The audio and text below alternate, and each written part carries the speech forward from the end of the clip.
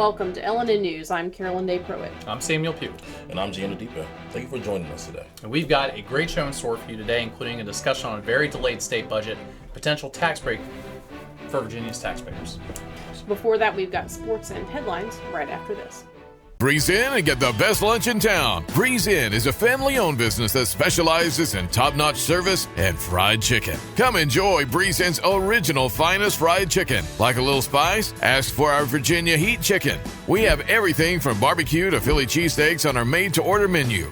Thirsty? Walk into our beer cave and enjoy the coldest beer in town, including a wide variety of local craft beers and wines. Enjoy a selection of local Virginia products. Come experience what puts the breeze in Breeze In. Whether it's raining diamonds or sapphire skies, add a little sparkle to your day with Petersburg Jewelers. Welcome back to LNN News. Let's take a look at your local headlines.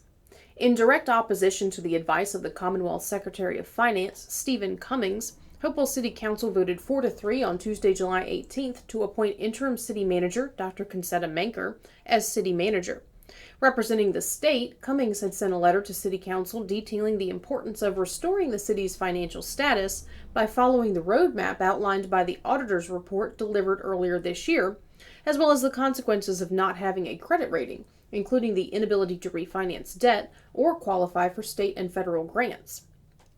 Cummings stated that he had gone before the administration, as well as the House Appropriations and Senate Finance and Appropriations committees, to request their bipartisan support for funding for experienced interim city manager and finance director positions, calling them, quote, two of the most critical positions to ensure delivery of a clean audit at the earliest possible date, end quote. According to Cummings, in order to ensure that new hires to those positions have the necessary experience to resolve Hopewell's financial issues, that state funding would be dependent on the state approving the candidates for the two temporary city positions.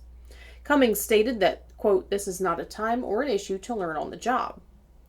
During the special city council meeting, Councilor Rita Joyner further detailed that the offer of funding from the state would allow a CEO and a CFO to come into the city for 6 months to help clean up the financial situation. Then interim city manager Concetta Manker would stay on as deputy city manager and be mentored by the temporary CEO. Joyner attempted to read the letter from Cummings in full out loud during the meeting, but was cut off by Councilor Jasmine Gore, who cited a rule that councilors only have 3 minutes to speak on a topic, stating that Joyner's time was up. Other councilors protested that the rule was frequently ignored in council meetings, but Joyner was given no further time to comment. Joyner's motion that the city accept the offer of assistance from the state was voted down, with Councilor Brenda Pelham and Mayor Johnny Parton joining Joyner in approval of that motion, and Councilors Dominic Holloway, Janice Denton, Michael Harris, and Gore voting against. Councilor Harris then moved that interim city manager Concetta Manker be approved as city manager, and that motion was approved along similar lines. Holloway, Harris, Denton, and Gore voted yes, while Pelham, Joyner, and Parton voted no. Former Hopewell Mayor Jackie Shornack stated that the state finance director himself was in attendance at the meeting, but not permitted to speak. At the opening of the meeting, as council came out of its closed session, Councilor Pelham proposed the addition of a public comment period to the meeting agenda, but such a motion requires unanimous approval by the council and was voted down. Other community figures commented on the decisions made by the council on social media. A.J. Evie III, who ran for the position of treasurer in 2021, posted photos of the actual letter from Cummings and stated, quote, it's time for the state to put a lock on City Hall and take control of the situation. Something is being hidden and the citizens deserve answers, end quote. His post went on to allege corruption and call for councilors to be removed from office. The auditors that analyzed Hopewell's financial situation have not raised concerns about corruption thus far. The events of Tuesday night do prompt questions as to why the 4 council members would reject the state's offering of funding and temporary assistance, especially since the proposal did not require any current staff to lose their positions. Based on the letter from Cummings, council members had, in fact, previously challenged the state to provide the necessary funding for the financial cleanup. According to Cummings, at that time, the state had already spent $350,000 in taxpayer money to provide the audit and the cleanup plan. He then told council that Hopewell had the funds to finance the cleanup of its own affairs and that the city, quote, must take ownership of the work that had failed to be adequately completed since 2014 and prioritize this within your budget, end quote. Despite that reply, Cummings continued to work on behalf of Hopewell, advocating for funding from the General Assembly, which was granted. Now that the City Council has rejected that funding, the question in many citizens' minds is, why did Council reject that opportunity to improve the city? Next week, LNN News will have two Hopewell councilors on opposite sides of this vote in the studio to discuss the special meeting. Be sure to tune in next Friday to hear directly from Councilor Janice Denton and Councilor Rita Joyner. Many thanks to our in-the-field reporter Chai Gallahan for his work on this story. Prince George police are investigating a fatal crash that occurred in the 1500 block of Baxter Road around 8:15 in the evening of Sunday, July 16th. The incident was a single-car crash involving a gray 2014 Ford sedan. The vehicle was traveling west on Baxter Road when it veered right off the roadway and into a ditch. 2 adults and 3 children were traveling in the sedan. Of the 3 minor passengers, a 5-year-old was found unresponsive and pronounced deceased at the scene after being ejected from the car. All of the occupants were taken to local hospitals for evaluation and treatment. PGPD suspect that both alcohol and speed contributed to this crash. 27-year-old Jabriel Parker of Petersburg was taken into custody and has been charged with 5 offenses: involuntary manslaughter, child neglect and endangerment, DUI, driving without a license, and no child restraints. As they continue to investigate this incident, police ask that anyone who may have related information contact the department at 804-733-2773. If you wish to remain anonymous, you can submit your tip to Crime Solvers using the P3 Tips app or by calling 804-733-2777. The City of Petersburg Sheriff's Office will be hosting a major national event from July 31st through August 2nd. The Small and Rural Law Enforcement Executives Association will hold its annual nationwide conference in Petersburg, hosted by Petersburg Sheriff Vanessa Crawford and other law enforcement officials from small and rural localities throughout the country. A number of top federal and state law enforcement officials will be speaking at the event, including FBI Assistant Director Robert J. Conti III, Virginia's Secretary of Public Safety and Homeland Security Terrence C. Cole, and Vanita Gupta, Associate Attorney General from the DOJ. On Tuesday, August 1st, the Department of Homeland Security Secretary Alejandro Mayorkas will deliver the keynote address. Other speakers include former spy-turned-actor Tony Sheena, a human trafficking expert recognized for his role in Dark, in which his character works to dismantle a human trafficking ring. If you would like to learn more about this major national event coming to Petersburg, contact the Petersburg Sheriff's Office at 804-733-2369. Prince George County is hosting its Founders Day celebration this Saturday, July 22nd. The outdoor event celebrates the 320th anniversary of the formation of Prince George County. The festivities will take place on the lawn of the Prince George Regional Heritage Center from 7 to 9 p.m. Events will include a reading of the county proclamation, live music from the Bracy Junction Bluegrass Band, ice cream, and other treats. The county does ask that attendees plan to bring their own chair to the event and advise that the event will take place rain or shine. The Regional Heritage Center is located at 6406 Courthouse Road, Prince George. That's it for this week's LNN News headlines. We'll be back in a moment. I love being at home. I mean, you do get a lot done. For instance, I just got pre-qualified for a home loan online with BSV. So be a homebody. Visit bsvnet.com to see what you qualify for. Welcome back to LNN News. Gee, we missed you last week. Did you find the last Infinity Stone? No, I did not. I'm still looking. I think Craig is hiding it in his stomach. I saw it. So, have you heard back from the Avengers? Like, how'd your trial run go? They said I was too good. So, yeah, it said I was too much of a superhero. You're too good to be an Avenger. I'm too good to be an Avenger. So, I think they're going to put Give together them a complex. Right, there we go. Right. And I think they're going to put together a movie just for me. I don't know when it's coming out yet, but I'll keep you guys so updated. A standalone. Okay. Because I Well, then will you then assemble your own team and call it something else? No, I will not actually, because again, I have all the superpowers, right? So I don't need any help. As long as you punch Brie Larson. There we go. That's fine. Oh, well, we're not going to get into that controversy on the internet. Anyway, let's get into sports. All Yep. right. Speaking of superpowers, my friend Sam here thinks that LeBron James' superpower is flopping. Yes, and not reading. Guys, stop it. Now, I don't know if you guys heard that the NBA is now implementing a no flopping rule. Really? Yes, Interesting. yes, Okay, yes. for our viewers who don't know, what is flopping? So flopping is when you over-exaggerate a foul. For example, let's say you are going up for a layup or in any other sport, and you pretend that you got hit and you overplayed the motion to cause the referee to call a foul or something So like you're that. being a diva. Exactly. Exactly. And a lot of people think that flopping has ruined the game, so a lot of people are actually excited about this rule. So what happens is in the NBA, if you are caught flopping, you get a technical foul, which will count towards your personal fouls. The other team gets to shoot a free throw, and they get possession of the ball. What do you guys think about that? Wonderful. Yeah. They may actually inject a little integrity back into it. Okay. Yeah. So I think that they should have to park cars for the next game. I don't think they should let them in. So they be parking cars with John Morant being security. Big time. Yeah, With I a like wooden it. gun. It's good and good. I like it. So now, but some people think that flopping in a lot of sports is is now a part of the game. It's like almost a No. skill set. You know, it makes the game so much more interesting. No. No. No. What? No.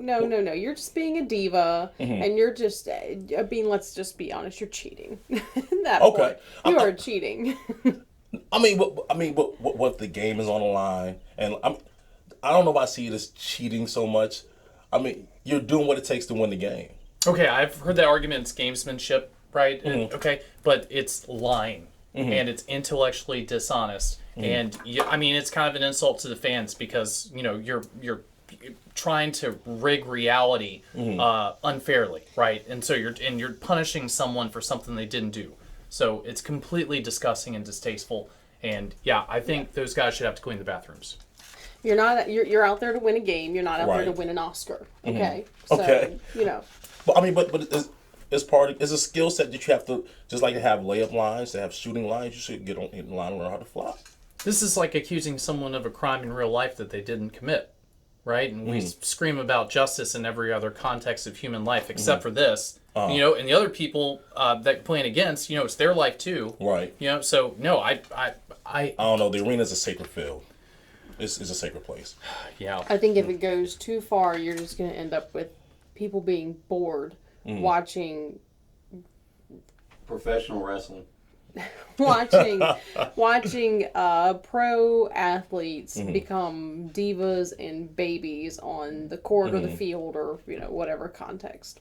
I think people would get bored with it after a while. It's just like, okay, shut up and play the game. Well, you don't think that people get bored with just seeing just the game go back and Just forth? No! just raw talent. That's probably why they like, showed up. you know. I'm guessing. So because I think because just like anything else, it inserts drama into the game. Well, I mean, But you're it's not almost there like to watching see- reality but TV. you're It makes not it so there much to- more entertaining. But you're not there. It's not reality TV. You're not there to see Hamilton or Wicked. You're there to see athletes perform at this higher level, not fake being fouled just for To get the some sake to of- get the sake of extra winning. points. To me, what it really means is I don't have the confidence that I have the athletic skills to win this game, and now I have to fake this.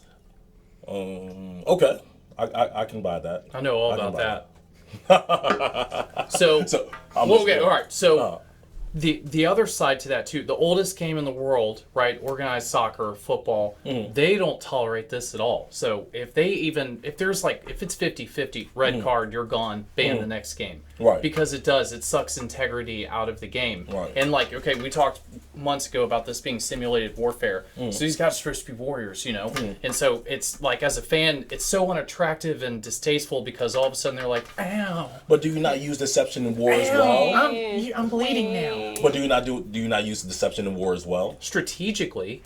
That's a strategic play. No, so, I don't- so this is if outside the But you don't So go if you into have- war saying, "Oh my God, look how injured we are." you never know, people may. Well, the done that Germans did before. that in World War One with no shotguns, Exactly. and we still joke on them. No Exactly. advantage. Because let's say you have 5 fouls, and you're the best player on the other team. You need a 6th foul, and if you get that 6th foul, you're out for the rest of the game, and we have a better chance of winning.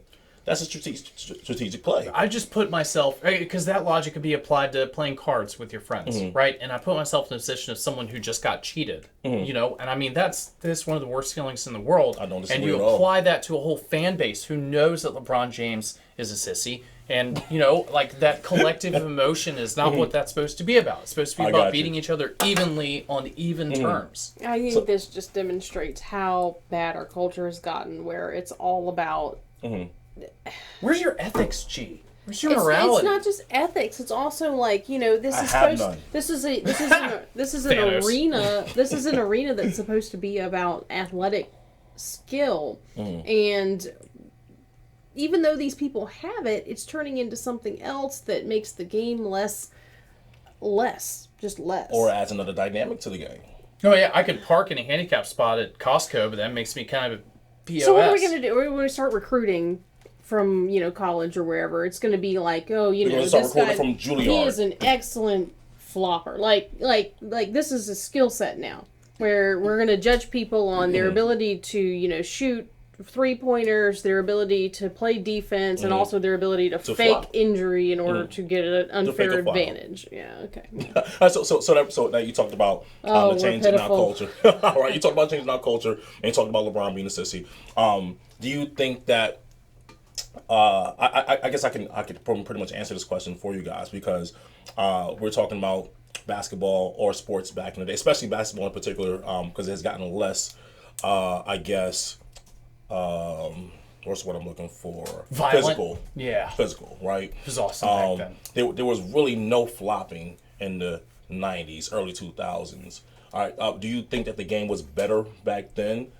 I think it was anyway. Yeah. And that's not due to flop. So let's talk about that, right? Dude, those Pistons teams, you know what I mean? Like, that was like, I still go back and watch that stuff on YouTube. But that was actual wrestling. I know. It was awesome. It was warfare, you know? And it was like the strongest human beings and most talented athletes alive, you know? Playing like football without the helmets. in their element, you know? And it was terrifying and beautiful, and I would pay money to go see that. But like a grown man with a big old beard who can't read, like screaming in pain because somebody like touched his ear, like give me a break, bro. That's not entertaining. It's just condescending. So are you one of those guys who believe that, you know, a lot of the superstars today probably wouldn't last in back in the early 2090s? I've seen a lot of debate on that, and people who played back then debating people who played now about that. And I think it's kind of case by case, because some people are just freak talents, you know what I mean? And I'm pretty sure Kevin Durant would do fine, right? Playing for the Suns in the 90s. Like, that would be fine. But, I mean, it's just a different flow to it, and there's a lot more fouls called now, and it kind of chops the game up and slows the game. So I just think it was more enjoyable back then. Whether people could play or not, I think you have to take it on a case-by-case basis. Gotcha. Like, I'm sure LeBron would be fine back then. But if he'd flopped in front of these guys, you know, like the social pressure of the league would have gotten to him and probably stopped that immediately. Okay, I got right? you. They wouldn't have been so tolerant of this guy. You know, play acting essentially. So go ahead. I think we're seeing a trend in sports in general where a lot of the thing that makes sports interesting is being taken out of it. I'm not talking about like, you know, focusing on player safety in football. That to me is a separate issue and very important. But like the baseball changes that have been made where, you know, as far as arranging players on the field, you know, it's like, okay, I can kind of see where they're coming from, but also at the same time, like you just made the sport, you're hampering people. You're hampering the team's abilities to really just play the game.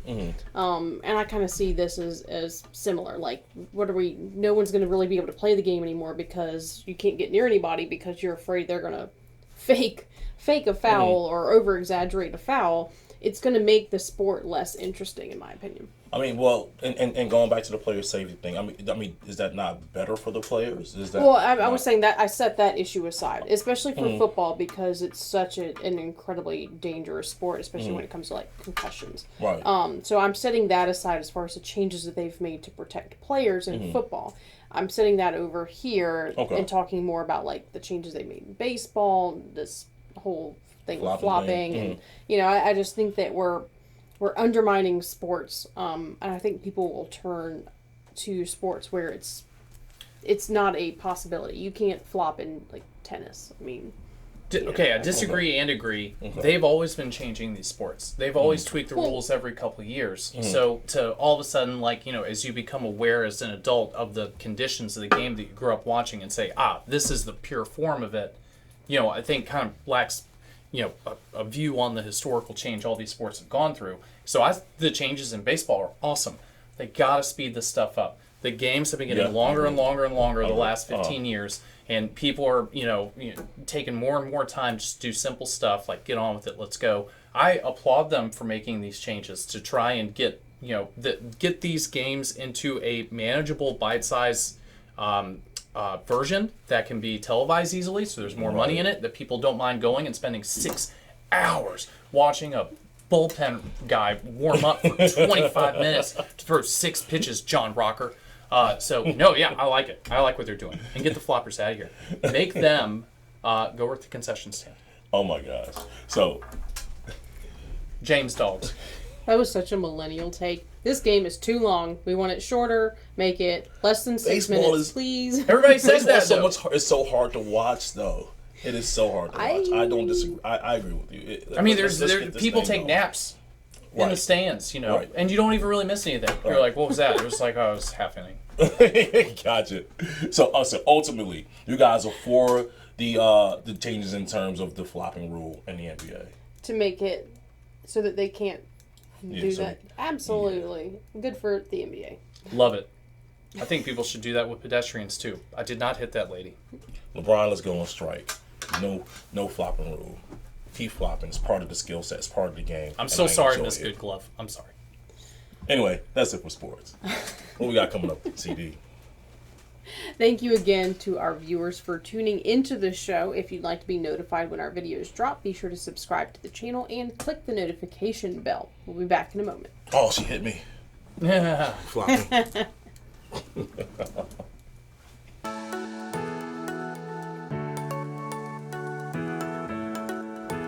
Yes, you can still get haircuts, colors, highlights, waxing services, everything that's going to make you look great right here at the Apothic Company.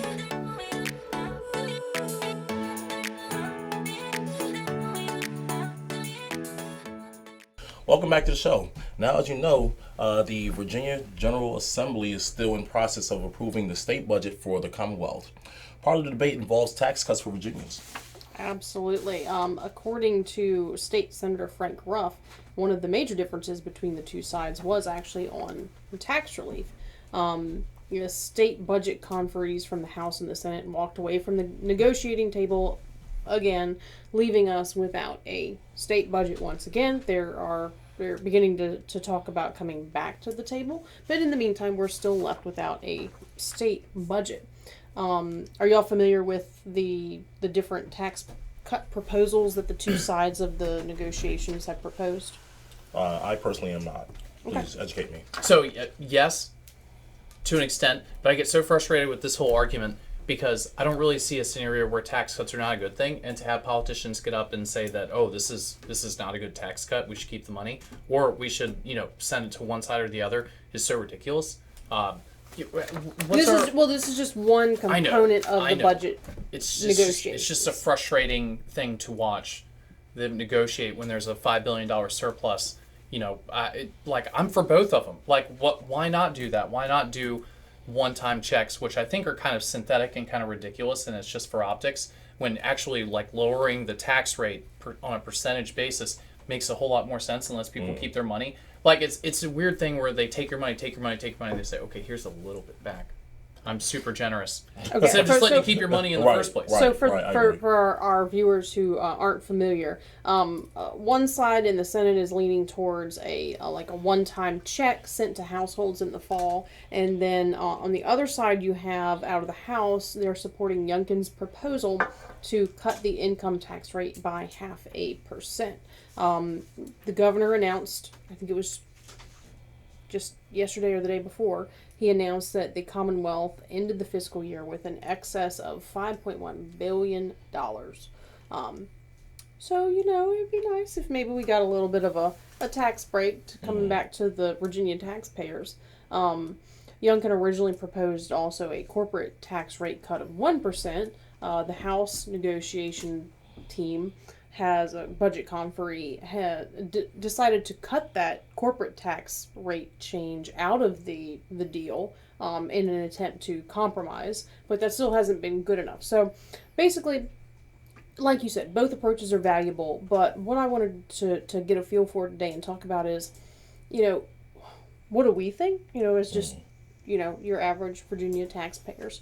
Would you rather get, a check this fall for, $250 or whatever it's going to be, or would you rather have a half a percent drop in your income tax rate?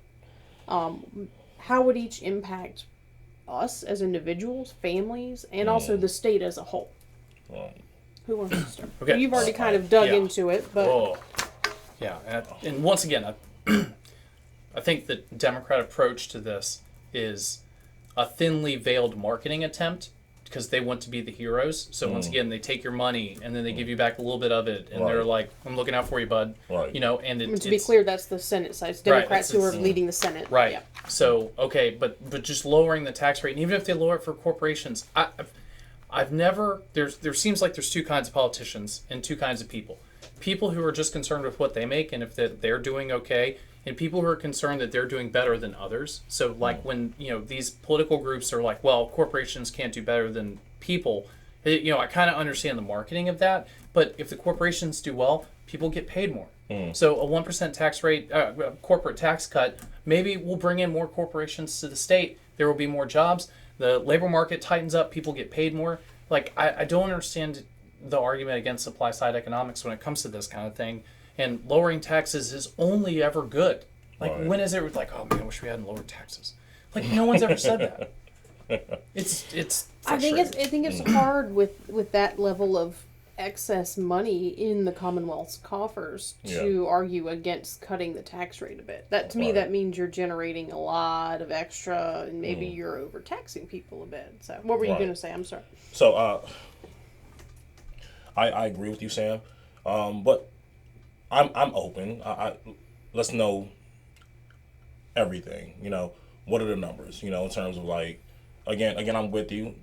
Let's make the cut. But what does that check look like? How much is that? Last time they did it, I think it was $250 a person. So like $500 for couples. They were saying $100 or $200 yesterday. Gotcha. Okay. So Well, then no.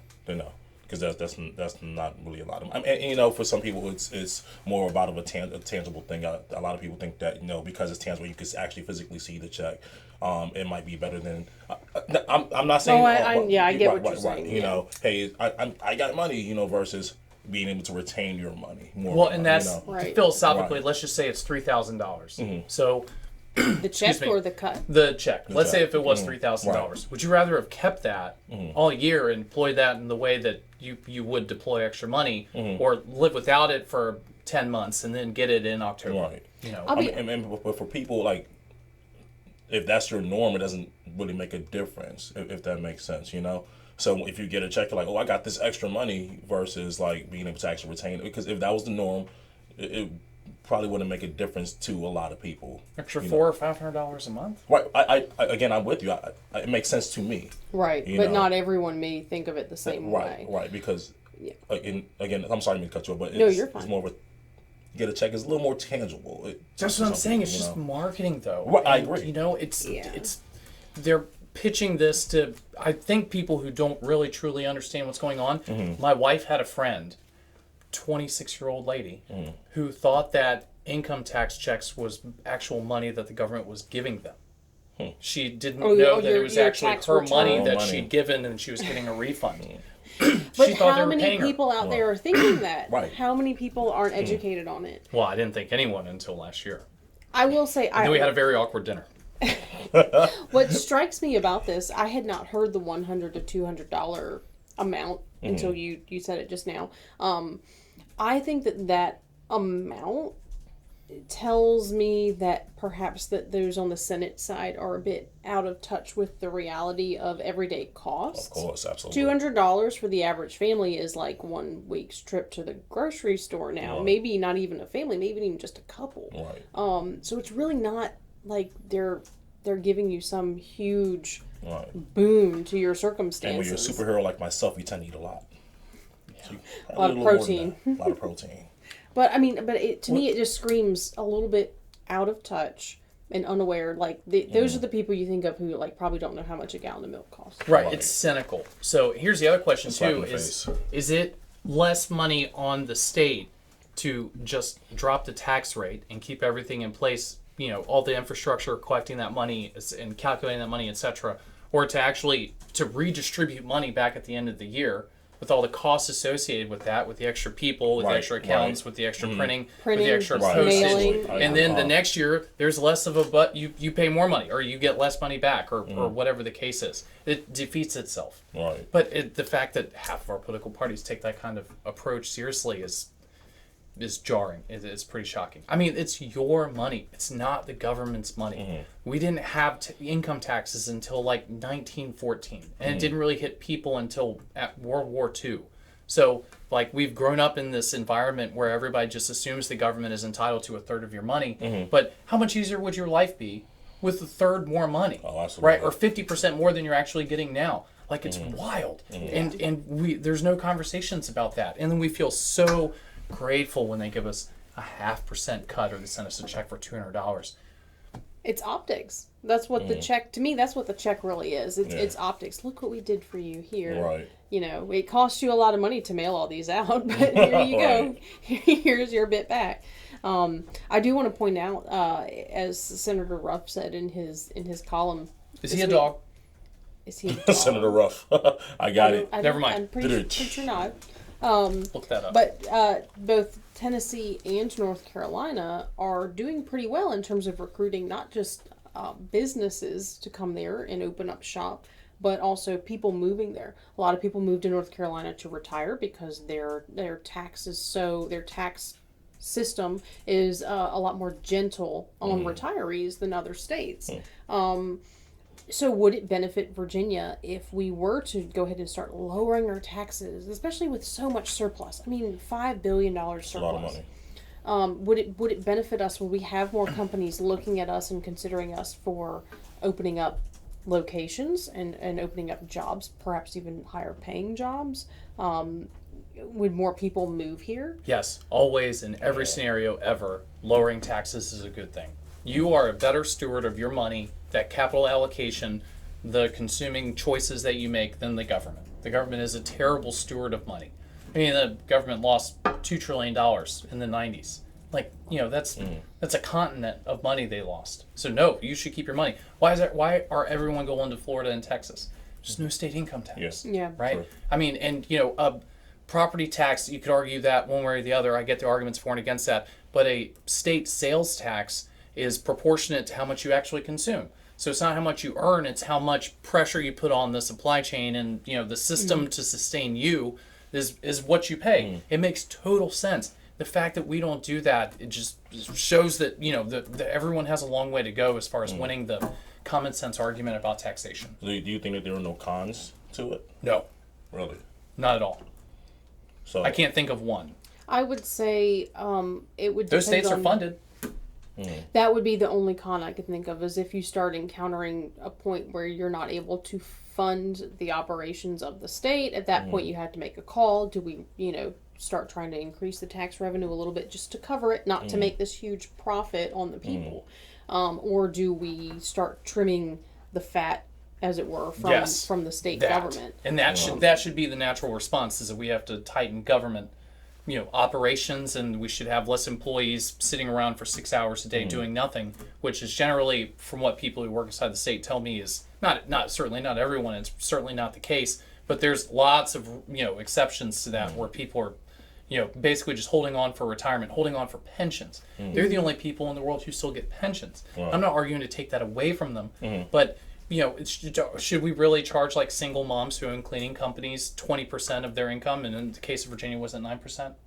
8%, 9% What was that? state income tax. I'm actually not sure what the number is. Yeah, right somewhere in there. Like, it's going to depend on your bracket. Do too. they need her money to do that? You know, to give, you know, a guy who's been in the state for 40 years a pension?